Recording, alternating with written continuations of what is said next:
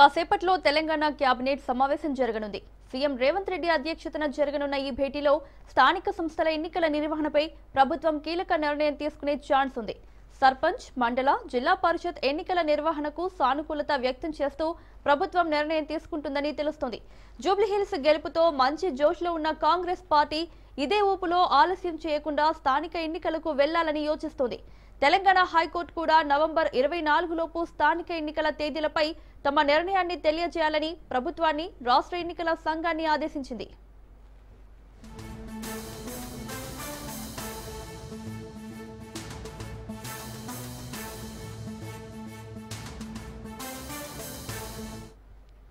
Cabinet భేటీలో gig వర్కర్ల నూతన విధానంపైన చర్చించి ఆమోదం తెలిపే అవకాశాలున్నాయి. అలాగే ఇటీవల మరణించిన కవి, రచయిత అందశ్రీ కుటుంబంలో ఒకరికి ఉద్యోగం, స్మృతివనం ఏర్పాటుపై నిర్ణయం తీసుకున్నట్లు తెలుస్తోంది. తెలంగాణ రైజింగ్ సమ్మిట్ 2025 డిసెంబర్ 8న ప్రజాప్రభుత్వం 2వ వార్షికోత్సవం, డిసెంబర్ 9న తెలంగాణ రైజింగ్ 2047 పాలసీ డాక్యుమెంట్ ను ఆవిష్కరించాలని ప్రభుత్వం ఇప్పటికే నిర్ణయించింది. ఈ నేపథ్యంలో వాటి నిర్వహణ తీరుతెన్నులపై మంత్రివర్గంలో చర్చించి నిర్ణయం తీసుకోనున్నారు. కాళేశ్వరం ప్రాజెక్టు, బ్యారేజీల పునరుద్ధరణ, ఎస్ఎల్బీసీ, ప్రాణహిత చేవెళ్ల ప్రాజెక్టులపై కూడా కేబినెట్ లో చర్చించే అవకాశం ఉంది.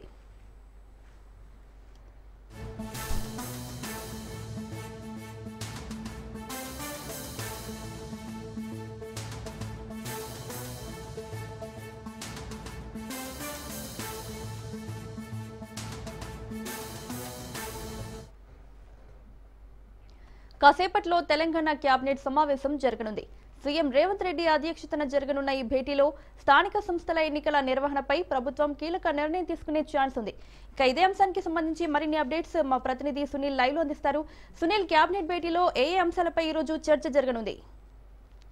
రాష్ట్ర ముఖ్యమంత్రి రేవంత్ రెడ్డి అధ్యక్షతన మరి కాసేపులోనే తెలంగాణ సచివాలయం వేదికగా కేబినెట్ సమావేశం నిర్వహించే అవకాశం ఉంది. ఇందులో ప్రధానంగా స్థానిక సంస్థల ఎన్నికలు, గత 20 నెలలుగా పెండింగ్లో ఉన్నటువంటి స్థానిక సంస్థల ఎన్నికలకు సంబంధించిన విషయాలతో పాటు మరోవైపు బీసీ రిజర్వేషన్లపై ఇప్పటికే 9th షెడ్యూల్ ప్రకారం 42% రిజర్వేషన్ కల్పిస్తూ రాష్ట్ర ప్రభుత్వం తీర్మానం చేసినప్పుడు కూడా ఆ తీర్మానం ఇప్పటికే గవర్నర్ దగ్గర పెండింగ్లో ఉండడం, ఆ తర్వాత హైకోర్టులోనూ ఇటు సుప్రీంకోర్టులోనూ ఎలాంటి ఊరట లభించకపోవడంతో ఇక స్థానిక సంస్థల ఎన్నికల నిర్వహణ జరపాలా వద్దా అన్న దానిపై కూడా ఒక సందిగ్ధత అయితే నెలకొంది. ఇటీవల కాలంలో జూబ్లీహిల్స్ ఉప ఎన్నికల్లో గెలిచిన ధీమాతో ఉన్నటువంటి ప్రభుత్వము ఎట్లాగైనా ఈసారి స్థానిక సంస్థల ఎన్నికలు నిర్వహించే విధంగా అడుగులు వేసే ప్రయత్నం చేస్తుంది. ఇందులో భాగంగానే ఈరోజు కేబినెట్ సమావేశంలో కీలక చర్చ కూడా కొనసాగే అవకాశం ఉంది. ఒక క్లారిటీ కూడా స్థానిక సంస్థ ఎన్నికలపై వచ్చే అవకాశం ఉంది. ప్రధానంగా పాత రిజర్వేషన్ల ప్రక్రియ ప్రకారం గతంలో 2018లో దాదాపు 22.79% రిజర్వేషన్ కల్పిస్తూ ఏదైతే ఎన్నికలు నిర్వహించారో అదే పద్ధతి ద్వారా ఎన్నికలు నిర్వహించాలి. కానీ పార్టీ పరంగా మాత్రం ఖచ్చితంగా 42% రిజర్వేషన్ కల్పిస్తూ ఎన్నికల్లోకి వెళ్ళాలనేది అటు ప్రభుత్వం తీసుకునే నిర్ణయంపై కూడా ఈరోజు ఒక క్లారిటీ కూడా వచ్చే అవకాశం ఉంది.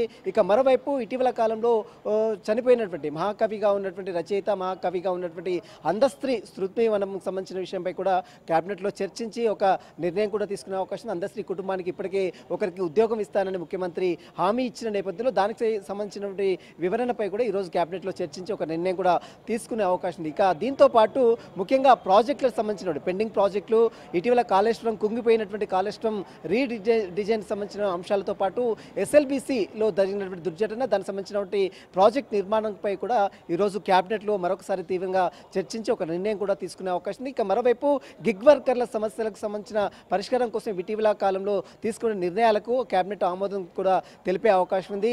ఇక మరోవైపు దీంతో పాటు ఇటీవల కేంద్ర ప్రభుత్వము cotton corporation of India CCI ద్వారా కేంద్రం తీసుకున్నటువంటి నిర్ణయాలపై ఇప్పటికే సంబంధించిన మిల్లర్లు పెద్ద ఎత్తున ఆందోళన కూడా చేస్తున్నారు. కాటన్ మిల్లర్లు మొత్తం కూడా సమ్మెబాట పెట్టారు.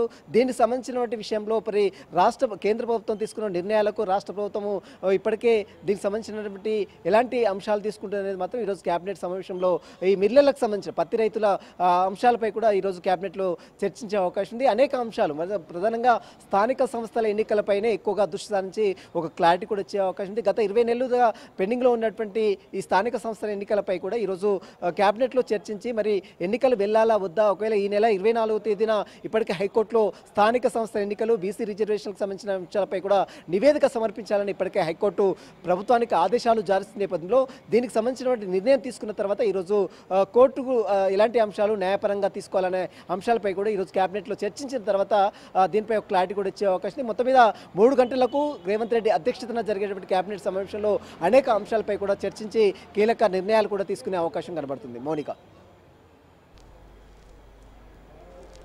Right Sunil, thank you.